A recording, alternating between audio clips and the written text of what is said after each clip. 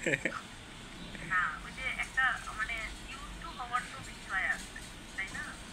দেখ কতদিনের অ্যাপ্রোচ কিন্তু তোমাদের আত্মা শুকিয়ে দিল যে অ্যাসেম্বলি ল্যাঙ্গুয়েজ তুমি গেছে, ঠিক আছে?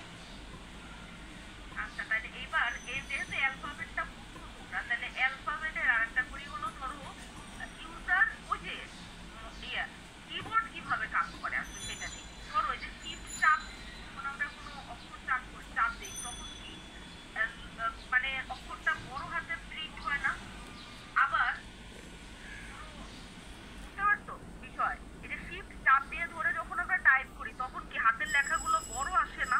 আর ইয়েস ম্যাম। শিফট না চাপ দিলে কি ছোট হাতের অক্ষর আসে না? এইটা কেমনে হয়? যখন তুমি শিফট চাপ দাও তখন আসলে কি কাজটা হয়, মানে ব্যাকগ্রাউন্ডে কি প্রসেসটা চলে সেইটা সম্পর্কে আসলে মানে এই যে এটা হলো ওএস এর অ্যাকচুয়ালি অপারেটিং সিস্টেমের এই এই অংশটুকু থাকে, প্রোগ্রাম টু কনভার্ট। শিফট চাপ দিলে যেহেতু তাহলে lower case letter to upper case, upper case letter মানে লোয়ার কেস ইনপুট দিবে, আমাদের শো করতে হবে হলো আপার কেস। বুঝতে পারছেন? প্রবলেম বুঝতে পারছো? Yes ma'am. সলিউশন বোঝা লাগবে না, প্রবলেম বুঝতে পারছো? আচ্ছা প্রথমে কি লেখা লাগে? একেবারে সহজ, এই আমি ক্যাপটপ দিয়ে দিই, মডেল স্মল, তারপরে কি লিখতে হয়? এরপরের লাইন কি বলো?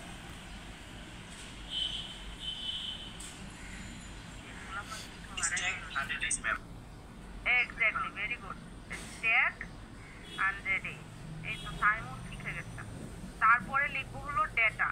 এখন ওই যে আমরা ইউজারকে বলবো যে enter a lower case number, তাহলে কি বলবো আমরা? প্রম্পট দিই, প্রম্পট 1 হলো যখনই কোনো ডেটা দিব তখনই ডিফাইন বাইট করবো, ডিফাইন বাইট আমরা এটা কি enter sorry enter enter the lower case letter। যখন ইনপুট নিব তার মানে তখন ব্যবহার করতে হয় হলো ডলার সাইন। এরপরে আরেকটা প্রম্পট লিখবো,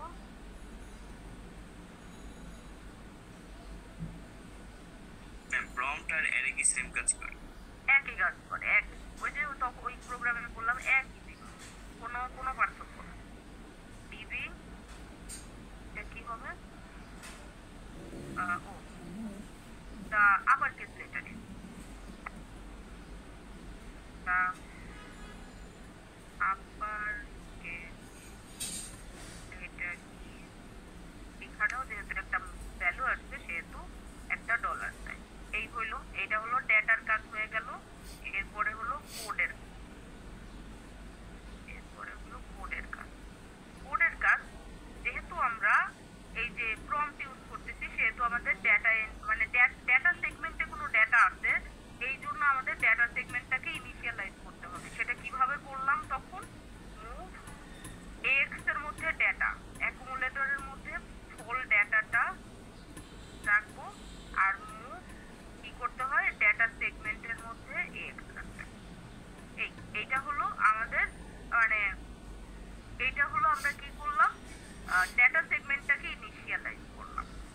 তারপরে মানে এখানে একেবারে যদি শর্ট করে মেইন কথাটা লিখে দিয়ে দিই আবার একটু, ইনিশিয়ালাইজেশন ইনিশিয়ালাইজেশন অফ ডিএস, এই ডেটা সেগমেন্টটাকে আমরা ইনিশিয়ালাইজ করলাম। এরপরে আমরা কি করব?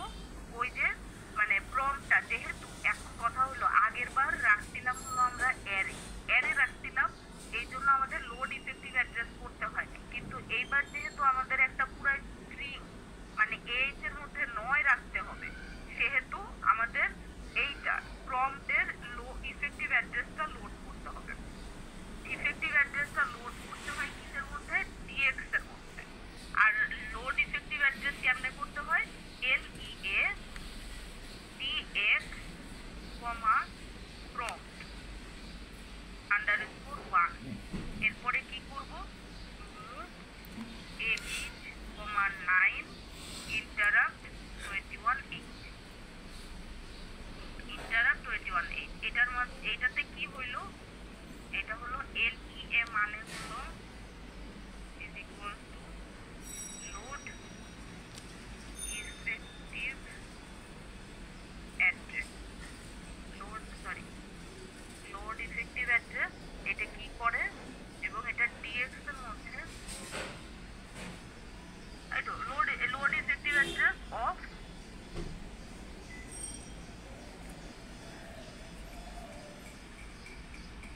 কিসের prompt 1 এবং এই 8 এর মধ্যে দিয়ে কি করলাম আমরা, এটা হলো printing the prompt 1 K print করলাম। এই সবাই কি আসো নাকি আড়াই গেছে? আসি ম্যাম। এবার হলো যেহেতু প্রম্পটটা প্রিন্ট হচ্ছে সেহেতু আমাদের মানটা ইনপুট নেওয়া লাগবে, মানে এই যে ডলার সাইনটা যে আসবে সেই ডলার সাইনের মধ্যে যে মানটা আমরা করব দেখতে চাই সেইটা। তাইলে দাঁড়াও একটু কাজ করে নিই তোমাদের যেটা পার্টিসিপেন্টদের একটু দেখি, না হলে আসলে কি হয়ে যায় কেমন আন্ধার গলির মধ্যে ক্লাস নিতে না।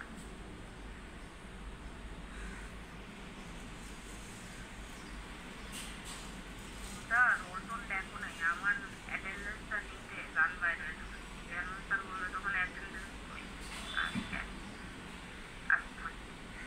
এরপরে হলো যেহেতু মান নিব তাহলে কি করবো, 8,1 ক্যারেক্টার ইনপুটের জন্য 8 এর মধ্যে 1 রাখতে হয়।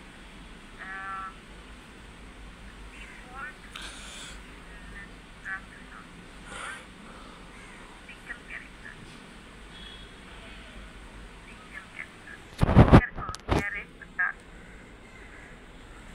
সিঙ্গেল ক্যারেক্টার ইনপুটের জন্য 8 এর মধ্যে 1 নিব এবং ইন্টারাপ্ট 21.8। তাহলে আমরা একটা স্ট্রিং প্রিন্ট করলাম এবং একটা ক্যারেক্টার ইনপুট নিলাম। এখন এই ইনপুট আসছে হলো AL এর মধ্যে, কিন্তু হিসাব করতে হয় হলো BL এ। তাহলে BL, AL এ যে মানটা আসছে সেটাকে আমরা BL এ মুভ করলাম। এখন তোমার যে মান আসছে সেটা আসবে কি লোয়ার কেসে না? দেখো ASCII কোডটা যদি আবার একটু দেখি, ASCII কোড তোমার আসবে হলো, ধরো কেউ প্রিন্ট মানে প্রেস করছে হলো কত,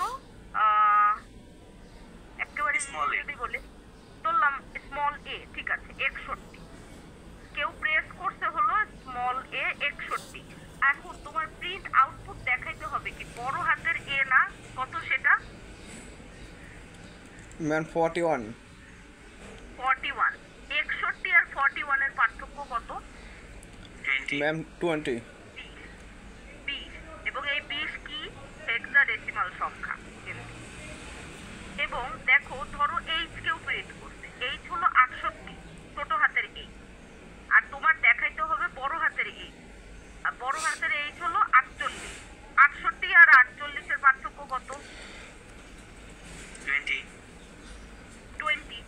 তার মানে দেখো যদি তুমি BL এর মধ্যে যে মানটা আসছে সেই মানটা থেকে কোনোভাবে তুমি 20 বিয়োগ দিতে পারো, তাহলে কিন্তু তোমার BL এর মধ্যে যে বড় হাতের যে অক্ষর সেই ভ্যালুটা চলে আসবে। বুঝতে পারছো কথা? Yes ma'am.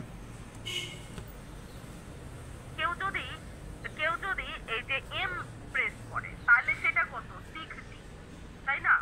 আর 6D এর তোমার আউটপুট দেখাইতে হবে বড় হাতের M। বড় হাতের M যখন দেখাবা সেটার মান হলো 4D। ডিফারেন্স হলো তুমি যদি ক্যালকুলেটরে করে দেখতে চাও দেখতে পারো, দেখবা 6D মাইনাস 4D, দেখবা অ্যান্সার ইজ 2D, মানে হলো B। বুঝতে পারছো? Yes ma'am. তাহলে আমরা কি করব, এইটা এখন হিসাব তো করব। হিসাব করার আগে ওই যে আমরা আপার কেস লেটারে একটা স্ট্রিং দেখাইতে হবে।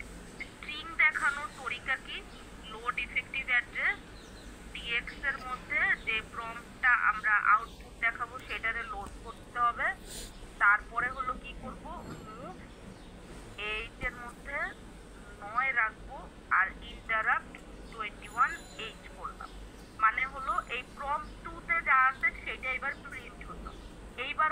করব বিএল এর মধ্যে আসতে ধরো সাপোজ ফর এক্সাম্পল এই এক্সাম্পল কেমনে রে লেখে এমনে আচ্ছা যাই এক্সাম্পল এল এর মধ্যে ধরো আসতে হলো আমাদের ছোট হাতের মান আসছে ছোট হাতের মান কত বলবো বলো ধরলাম আসছে 65 হ্যাঁ হেক্সাডেসিমাল তো তোমার আসতে হলো 65 যেটার মান হলো এক ছোট হাতের এখন তাহলে তুমি সেটাকে কি করলা বিএল এ শিফট করলা নাও বিএল এ তুমি শিফট করেছো এখন তুমি কি করবা সাব করবা সাব বিএল কমা কত পার্থক্য থাকে 20 থাকে না দুইটা অ্যালফাবেটের আজকি ভ্যালুর মধ্যে পার্থক্য 20 না Yes, ma'am. হ্যাঁ তাহলে বিএল থেকে 20 বাদ দিলে এইটার মানে কিন্তু হলো BL is equal to BL minus 28 বুঝতে পারছো মানে বিএল থেকে 20 বাদ দিবে এবং সেটা নিয়ে যে সেভ করবে আবার বিএল এর মধ্যে বুঝছো এরপরে কি করবো এটারে আমাদের প্রিন্ট করতে হবে আউটপুট দেখাতে হবে ওয়ান ক্যারেক্টার ইনপুটের জন্য হলো ওয়ান ক্যারেক্টার ইনপুটের ইনস্ট্রাকশন ফর সিঙ্গেল ক্যারেক্টার আর ওয়ান ক্যারেক্টার আউটপুটের জন্য হলো ইন্টারাপ্ট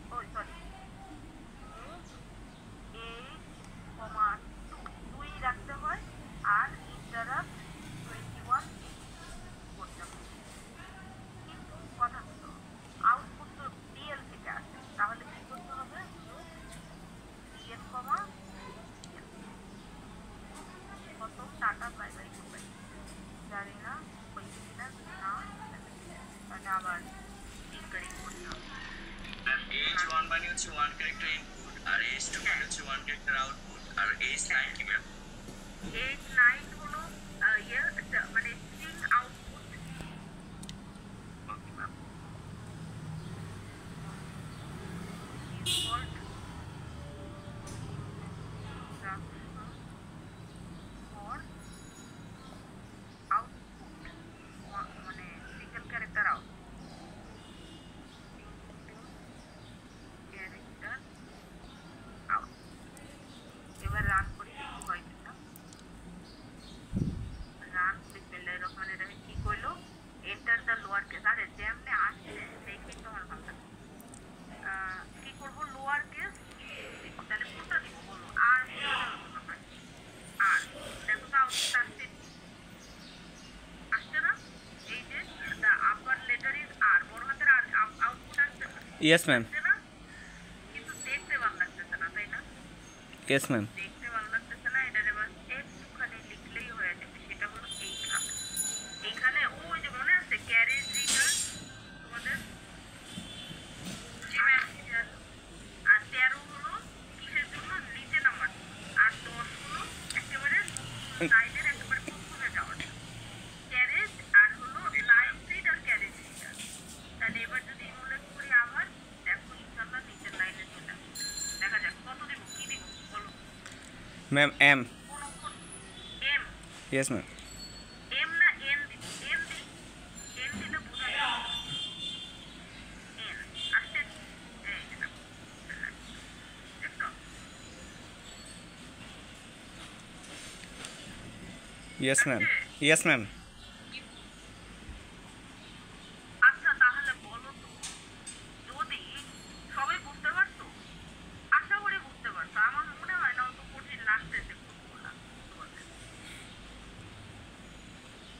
লাগতেছে কি প্র্যাকটিস করা লাগবে ঠিক আছে কিন্তু এমনিতে বুঝতে কি কষ্ট হইতেছে মুখস্থ করা লাগবে কিছু নো ম্যাম বুঝতে পারছি আচ্ছা এখন আমার একটা কথা বলো তো তাইলে যদি ইনপুট দিতাম বড় হাতের অক্ষর আর যদি আউটপুট দেওয়া থাকতো ছোট হাতের অক্ষর তাইলে কি করতাম বলতে পারবা কেউ একটু বুদ্ধি করে বলো তো